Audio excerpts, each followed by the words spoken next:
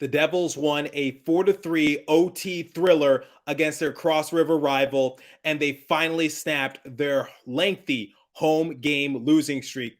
I had the chance to speak with Damon Severson, Jesper Bratt, Lindy Ruff, and Jack Hughes post-game. Yes, you heard me correctly. So I have a lot of post-game interactions to share with you guys throughout the course of this episode. We have a lot to talk about in today's episode of Locked On Devils. Buckle up, everybody. You're Locked On Devils, your daily podcast on the New Jersey Devils. Part of the Locked On Podcast Network, your team every day. Hi, this is Bryce Salvador, and you're Locked On Devils with Trey Matthews. Elliott scores! Oh, Stevens stepped up, nailed it. Brodor's got the puck. What a shot. The Devils win the Stanley Cup. Alrighty now, what is up, New Jersey? Welcome back to the Locked On Devils podcast here on the Locked On Network. I'm your host, college hockey play-by-play announcer, Devils writer for Pucks and Pitchforks, and also part-time credentialed media member Trey Matthews. What a showing from the New Jersey Devils. They were able to walk away victorious against their Cross River rivals, the New York Rangers, beating them in OT by a score of 4-3. How the tables have turned, because the last time we played the New York Rangers was back at Madison Square Garden. The Devils had a 3-1 lead. They blew that lead, goes into OT, and the Rangers were able to walk away with the win. Same exact score.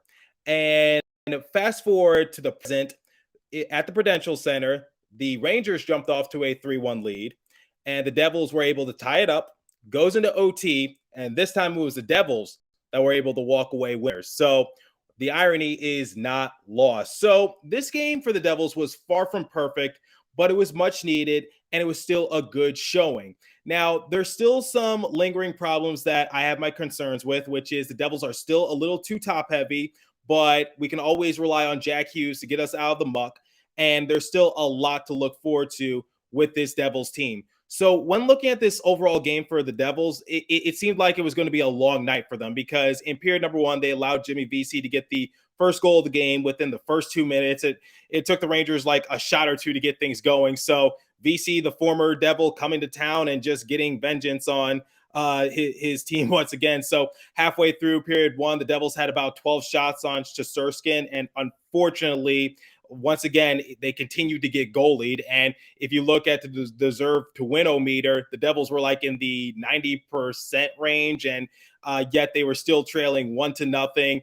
And it's worth mentioning when there was about 3 minutes remaining in period number one, the Devils got a power play because Ben Harper was assessed an interference call. And then literally a few seconds later, Adam Fox goes to the box for hooking. So the Devils had a 90-second 5-on-3 advantage, and they still couldn't capitalize. And they ended period number one, leading the shots on goal category 19-9. Then we go into period number two. They gave up another goal. Vanacek only saw like 11 shots at that point in the game. Devils still struggling to get anything behind Shesterkin. And we had to rely on Jack Hughes once again to just give us some more momentum. But then Chris Kreider scores on a wraparound attempt I'm sure Vitek Vanacek would have liked to have back. So Devils go down 3-1. So at this point in the game, I'm just preparing for the worst. I just think the Devils are going to lose at home once again. I'm preparing my notes in the press box. I'm thinking about asking Lindy Ruff if he wants to see any potential changes made to the roster. But come period number three, the Devils were able to surprise me. So I said their absolute last chance was when they got the power play almost halfway through the third period. Because if they don't capitalize on this power play opportunity, they could pretty much kiss a comeback goodbye, because they're running out of time. They're running out of opportunities. And Jesper Bratt came through once again for the Devils. But then Jack the Truth Hughes got his second goal of the game and tied it on another beautifully located shot on the near side faceoff circle. And it was an absolute sniper. We head into OT. Obviously, there were a couple defensive lapses from the Devils, but they were able to regroup nicely. And Damon Severson walked off the overall win for the Devils, and he came up clutch. And Severson is trying whatever it takes to clear his name and also give the defense the reputation it deserves, because early on this season, we were raving about how good the defense was for the Devils. Now, as of late, it seems like we're complaining about it a lot more.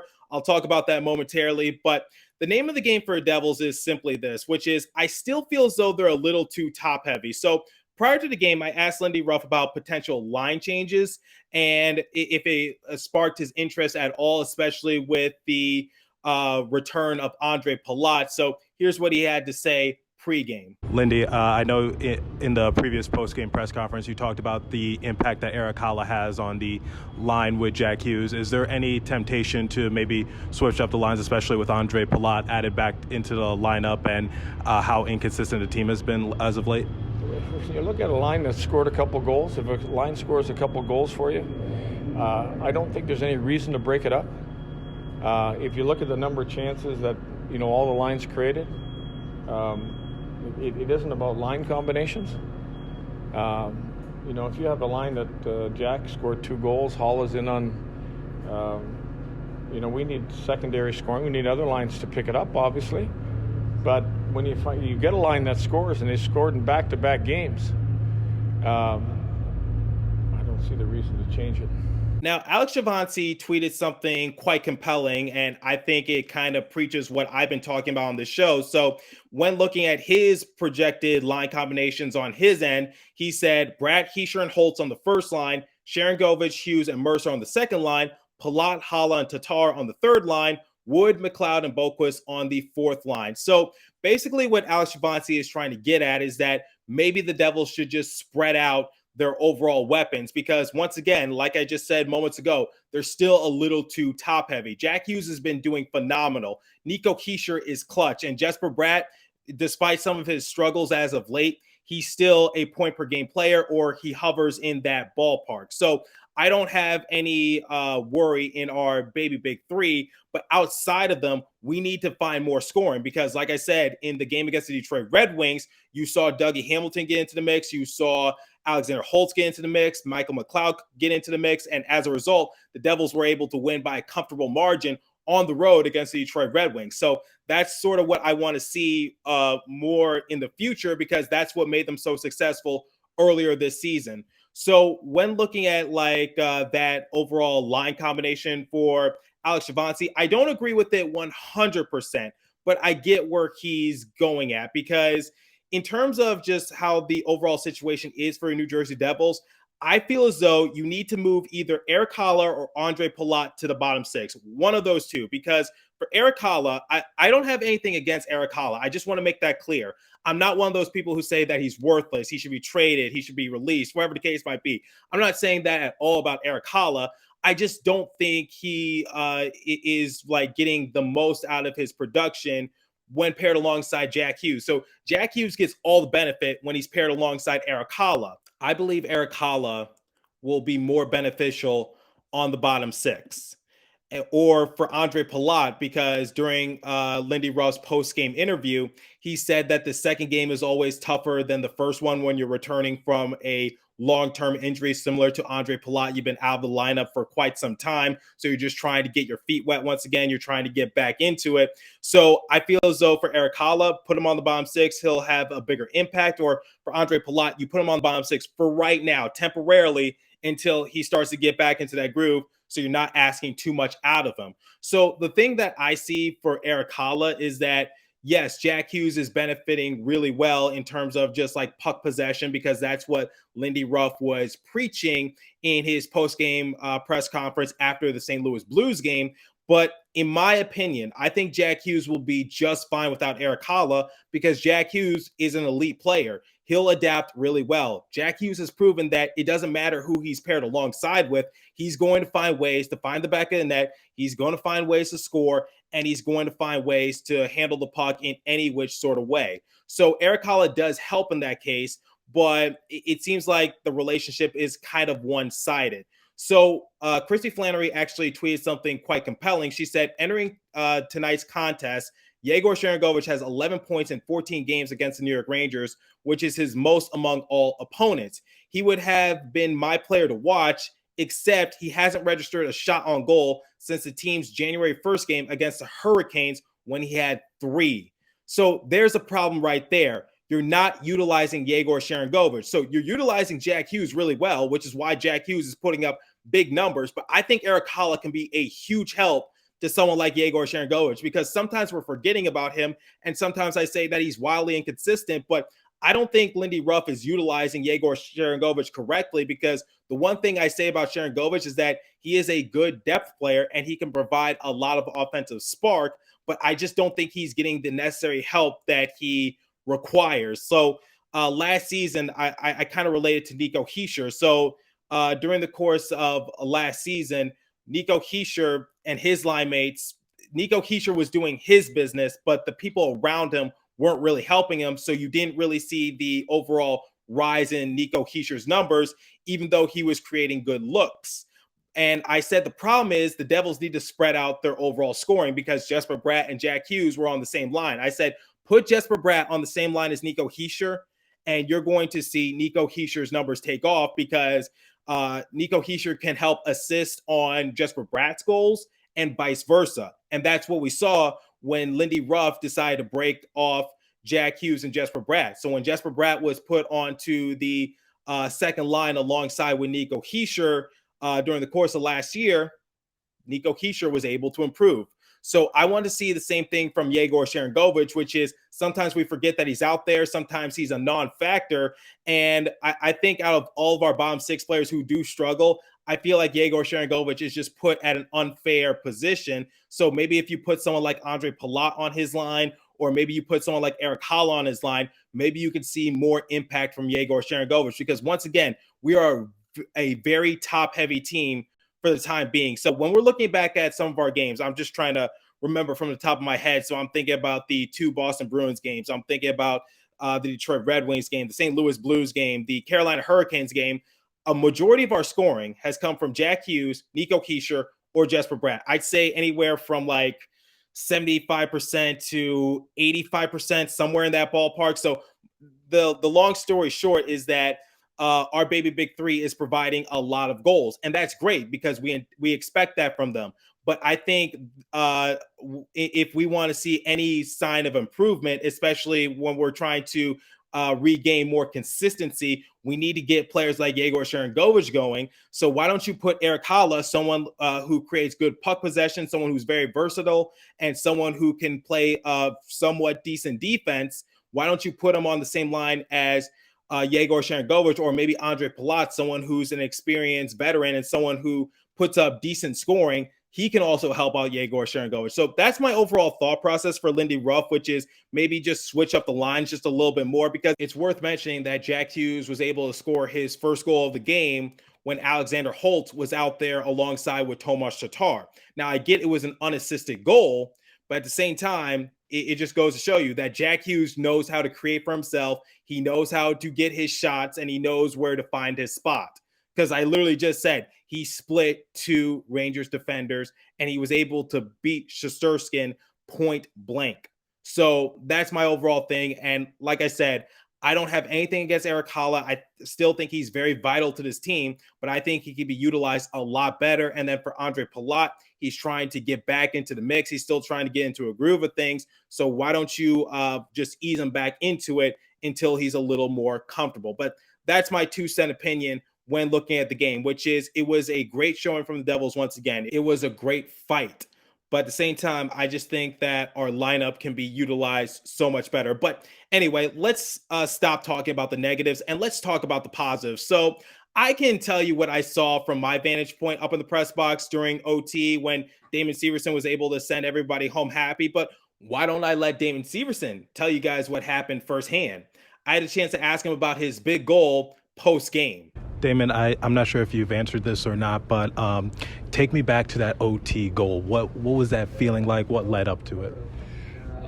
Just 2-on-1 play. A guy tried to, I think, make a pass through me and just blocked it and turned back the other way and saw that we had a 2-on-1 and just tried to, hurry up the ice and find a way to either get a pass over to Nico or shoot the puck. And I just had a little bit of room, so I took the shot. So what does this goal mean for Damon Severson and our other blue liners? Well, I think it's a big confidence booster because for Dougie Hamilton, we've been talking about his defensive lapses. I raved about it in the previous episode.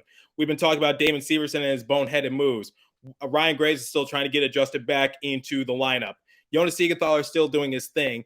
But overall, ever since John Marino got hurt, ever since Kevin Ball was in the lineup and didn't do too well. This time it was Nikita Ohotuk. So we're still trying to figure out the situation with Ball and Ohotuk. But still, it just seems like the defense has been a little inconsistent, similar to a lot of other players on the team as the year has progressed. Because earlier this year, we were just talking about how good the defense was for Devils. But I think they're starting to pick it up these last couple of games because Dougie Hamilton, once again, had a big showing against the Detroit Red Wings. Now, obviously, in the previous game against the Blues, he was definitely one of the factors that killed us. But in this game for Damon Severson, getting that game-winning goal, hopefully that's another momentum shift for our blue line.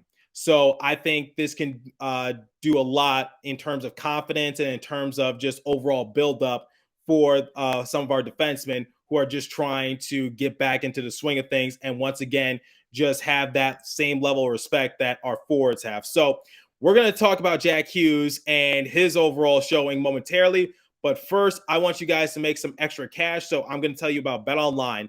BetOnline.net is your number one source for your sports betting info, stats, news, and analysis. Get the latest odds and trends for every professional and amateur league out there. From pro football to college bowl season to basketball and World Cup, we've got it all at BetOnline.net. If you love sports podcasts, you can find those at BetOnline as well. They're always the fastest, easy way to get your betting info. Head to the website today or use your mobile device to learn more about the transaction. BetOnline, where the game starts. Please remember to gamble responsibly and visit our friends at Locked On Bets for all your betting needs there as well. Okay, so before we talk to Jack Hughes, I want you guys to listen to this tweet. Jack Hughes today, 23 minutes, time on the ice, 2 goals, 1 assist, 13 shot attempts, 11 on goal, 2 penalties drawn. What more can I say about Jack Hughes? He is the future, and he is just taking leaps and bounds in his overall development and just taking his game to another level. So before the start of the season, we were talking about how Jack Hughes can have a Taylor Hall type of year and just try to lead the Devils back into the playoffs and maybe get his name into the Hart Memorial Trophy race. So I doubt he'll win, but he could definitely turn some heads in that regard, especially if he continues his hot hand and if the Devils continue to just find that overall consistency. So I remember during Taylor Hall's Hart Memorial Trophy campaign, he was able to lead the Devils around the halfway point, and he just went on an absolute tear. So I think that the same thing could happen to Jack Hughes.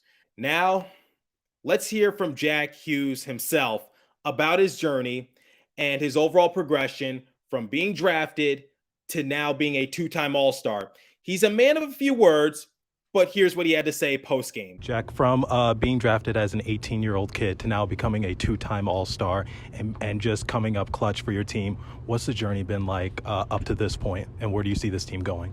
Yeah, it's been good. Obviously, the team's been taking a lot of steps, and, personally, I've been taking steps. So it's all part of the journey, and, I feel like we're in a good spot right now.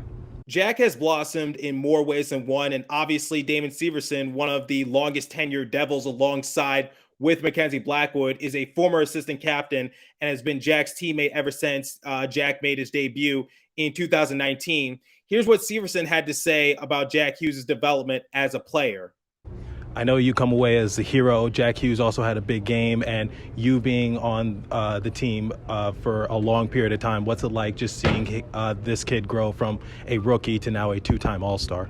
Yeah, it's very impressive. Everything that he does on the ice is, fun to watch and fun to be around. So, it's nice to see him put in that work every day, whether it's practicing games, and he has fun with it as well. You can see the skill come out sometimes when he has the time and space, and give him credit. Well-deserved 2-time All-Star, and I'm sure there's plenty more ahead of him. Thank you, Damon. So why do I call Jack Hughes the truth? I don't do it because it's fun. I do it because everything we've been speculating about him has come true. So when we first drafted him at the number 1 pick, we were expecting big things from him. It was a slow start, and statistically he wasn't good. But over time, he has been able to improve. So his second year, he turned some heads in the East, and some teams around the Metro were just like, Jack Hughes, he's actually doing somewhat decent, but nothing to write home about. But then come his junior year, especially when he was able to get that OT game winner during opening night against the Chicago Blackhawks. That's when I think the world was formally introduced to Jack Hughes, the superstar. Now, obviously, he had to deal with injury last year, but we saw that overall potential. And going into the season, we said that Jack Hughes could have an MVP type of year, especially if he's able to lead the Devils to the playoffs. So I made a big prediction. I'm going to have to do some digging and find it, but I think I projected for Jack Hughes to have like 100 plus points and lead the Devils back to the playoffs. So the Devils, barring anything catastrophic happening once again, I think have solidified themselves a playoff position. Now, how much further can they go? Because from here on out, like I've said many, many, many times, all they have to do is play 500 hockey. And Jack Hughes, he has answered the call. So I call him the truth because he is the future and he is no hype train. He is the real deal. He is legitimate. He is now a 2-time All-Star, and he is budding into the superstar that we all know that he's capable of becoming. And I think he's going to take over the league one day. Obviously, it'll be hard, but I think he's definitely going to turn some heads in the NHL world as he just continues to progress as a player. You heard it from Damon Severson. You heard it from Jack Hughes himself. The journey has been incredible, and I think Devils fans should be extremely grateful that we get to witness Jack Hughes, because we saw in this game, he took it upon himself to get the Devils back into the game. They're down 2-0. Who scores the goal to just stop the Rangers' momentum? It's Jack Hughes. Who ties up the game after Jesper Bratt gets his power play goal just a few minutes earlier? It was Jack Hughes. Jack Hughes has stepped up his game big time. And this game was big for the New Jersey Devils. Why was it big, you might ask? Well, coming into this game, the Rangers were only 1 point behind the New Jersey Devils in the Metropolitan Division. So if the Devils lost this game, the Rangers were going to pass them in the standings, and the Devils would slowly be on the downhill spiral. But they were able to get the win. Now, the Rangers were able to walk away with a point, but still, you're able to just get the 2 points and just try to continue to build up a cushion out in the Metropolitan Division. So when looking at it, the Devils now have 53 points. Their next matchup is going to be against the Carolina Hurricanes, who are currently on a 3-game losing streak. And maybe the Devils can once again start to just build up the points and get back to first in the Metro. So they're starting to separate themselves from the Islanders and also Penguins, because the Islanders are on a 2-game losing streak and the Penguins are on a 6-game losing streak. And my buddy Jersey Joe projects for the Capitals to go on the downhill, but in their last 10 games, they're 7-1-2. So we'll see what happens in that regard.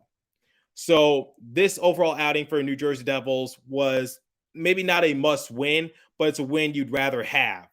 So Jack Hughes was not aware of how the standings were, but he was aware of his overall stats. So he had a funny soundbite for us media members after the game. Did you know they were a point behind you coming in, and if they had won, they would have passed you in the standings? No, I didn't know that. But yeah, I don't know. That's fine. I didn't know. Jack, did you know you had 8 goals in your last 5 games? I knew that, yeah. Are you doing anything differently that's been leading to that success? No, man. I mean, sometimes, when you're shooting the puck a lot, it doesn't go in, and sometimes when you're shooting a lot, you get the bounces. So, listen, I missed a lot of chances today too. So, I think I had 10 shots, and 2 of them went in. So he obviously made a lot of saves on me as well. Oh, Jack Hughes. Every time he's interviewed, it's always a show. He's always entertaining. He's inadvertently one of the unfunniest guys you will meet, because he's not trying to be funny. I think he's serious, and he's just trying to get used to the media frenzy, especially being a big day player. So I don't think it's intentional, but it's working. So let's talk about someone who was aware of the standings. So I asked Lindy Ruff if there was any added pressure coming into this afternoon's matchup, and he said, Lindy, you talked about the playoff-like atmosphere, and obviously this is a big rivalry game. You guys have been struggling at home. Is there any extra pressure to come away with a win, especially with how tight the Metro is, like you previously just mentioned? I don't know if there's extra pressure. There's just pressure. There's every game is important to our club, as it is to theirs. We've played well against them. We played 2 hard games in the Garden. It's back in our building. We have to improve our play or improve our record here at home. It's really going to be important to us. We talked about that yesterday. We talked about it yesterday at length. And we'd like to get this win under our belt before we leave on the road. Okay, the pressure was on. The Devils definitely were playing hungry. They definitely had a sense of urgency. So after the game, I asked Jesper Bratt almost the same exact question, but obviously worded a little different, wondering if it was more of a statement victory. Jesper, big rivalry. You guys were struggling at home. Was this a statement victory for you guys, especially getting a big win in OT? Yeah, definitely. I mean, these are the biggest rivalry games we probably have, and the biggest games that we get into, almost like a playoff game, as I said before. So this was a huge rivalry game, huge playoff type game, and as I said before, we really needed this extra point, so this was huge for us. My overall thoughts are simply this: the Devils are starting to regain their momentum just a little bit. So it goes back to that first game of 2023 against the Carolina Hurricanes, because they were able to send it into a shootout. Yes, they weren't able to walk away with the win, but at the same time, you just saw the can't give up attitude. Then come their next game against the Detroit Red Wings. I said that was a game that I think falls into their favor, despite the Red Wings at the time having won 3 of their last 4 matchups. I said the Devils, that should be a winnable game for them. And they were able to run the Red Wings out of their own building for the second time this season. Now, that game against the St. Louis Blues, it was a little disappointing, especially looking at what Jordan Binnington did to the Devils. And now look at his more recent game against the Montreal Canadiens. I'm just like, why do the Devils get goalied, or why does the opposing goalie just choose to step up his overall game against the Devils? It doesn't make any sense. But digressing a little bit, that game against the St. Louis Blues, that was an absolute stinker. But this game against the New York Rangers, a rivalry game, standings tight in the Metropolitan Division, big win for the New Jersey Devils, and they should be very proud of their overall effort, because I think that's a momentum shifter for them. Because I talked about how Damon Severson getting that OT game winner, that could be a confidence booster for our blue line. That can just create some more inspiration around the team. So Jack Hughes stepping up his overall game, he just is able to not only build momentum for himself, but I think for the people around him in more ways than one. So Jack Hughes has been phenomenal, needs a little bit of help, but I've talked about my overall opinions on how Lindy Ruff should handle the lineup card. But like we do with every post-game recap, we're going to look at the final stats, and then I'm going to give the Devils a letter grade. So shots on goal differential 43-34 in favor of the Devils. For the first time in a long time, they led the shots on goal category and came away with the win. Face-off percentage 54% to 46% in favor of the Rangers. Power play, Rangers were 0 for 2, Devils were 1 for 4. Hits 21-19 in favor of the Devils. Blocks 30-13 in favor of the Rangers. Giveaways dead even, 4 apiece. So if I had to rate this game for the Devils, they got off to a slow start. Rangers were up 3-1, and they infamously blew the 3-1 lead. And the Devils were able to win in OT. So if I had to give a letter grade for the Devils, I think I would give them a B+, because I can't give them an A just because they started off the game pretty bad. And once again, they got a lot of shots on Shesterkin. And at least I could say they didn't get goalied for the entirety of this game. But still, when you have a 5-on-3 advantage for 90 seconds nonetheless, and you're not able to capitalize, or if you have some other good looks and you can't find the back of the net, especially if you're trying to be a playoff team, the excuses are starting to wane in that department. So the Devils have got to learn how to finish. So they were able to walk away with the win this time around. But I want people to know, even though I'm optimistic, even though I'm happy that they got the W, this still was not a perfect showing from the Devils. So I give them a B+. So let me know what you guys think in the comment section. If you're watching on YouTube or if you're listening on a podcast streaming service, make sure to hit me up on my personal Twitter page at TreyMatt4 or the show's Twitter page at Locked On Devils. As for today's episode, that's all the time I have for you guys. And I just want to say today was my final day of being a credentialed media member for the Devils, because I got to go back to school soon, and the Devils are going to be going on a lengthy road trip. So I have no idea what the future holds. It was a great experience. I met a lot of great people, and it seems like I formed good relationships. Seems like everyone has a lot of respect for what I do for the Devils, and I have a lot of respect for a lot of people in the press box as well, because a lot of them have been on my show before. So I knew what they brought to the table, but it's been a great experience. And I see, guys, I'm not a curse because they won one. And remember, I was not at the game against the Florida Panthers, and they still lost. So just putting that out there. But yeah, it was a great experience. Hopefully I get to do it again sometime. And I'll let you guys know. I'll keep you in the loop. So continue to stay safe. Have a wonderful day, New Jersey. Go Devils. I'll catch you guys in the next episode. Thanks for listening once again. I might still keep the same intro. Part-time credentialed media member. Kind of has a nice ring to it. We'll see.